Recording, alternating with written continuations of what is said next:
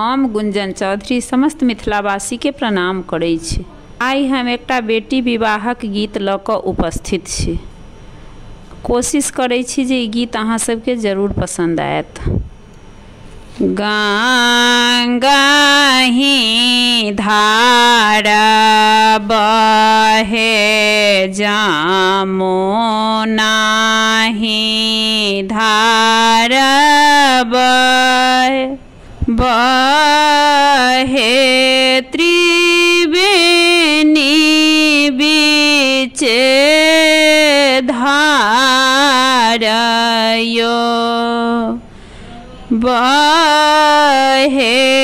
त्रिवेणी बीचे धारयो ताहि पैसी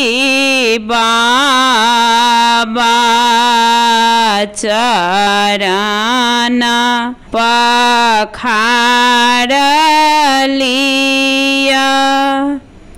पोती धर्म हमारयो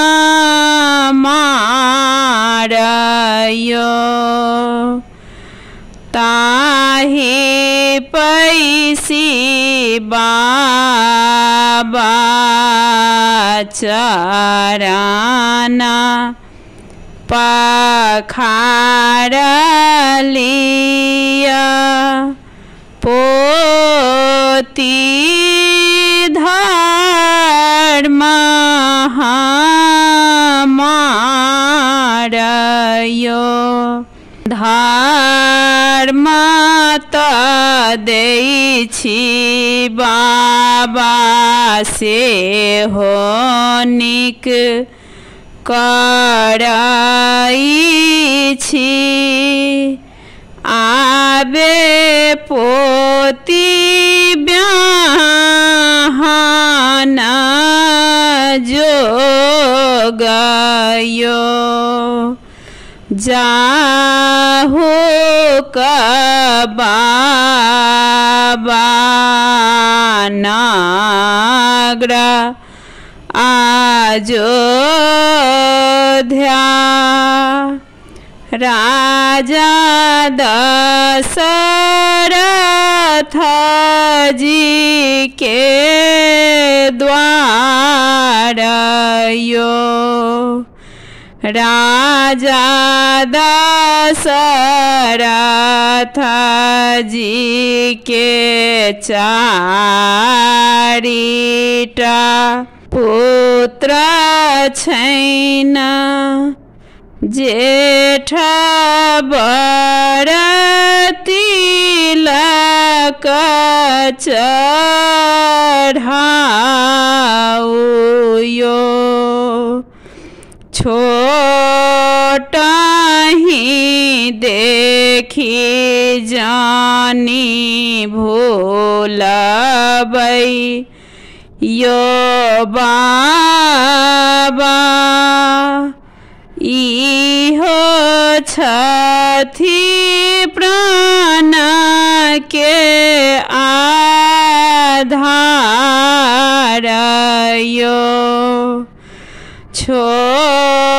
छोटहि देखी जानी भूलबै यो बाबा इहो छथि प्राण के आधारयो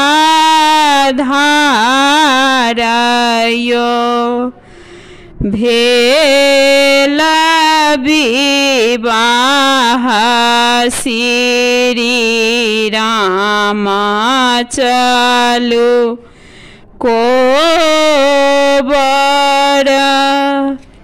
सीता लिया अंगुली धराइयो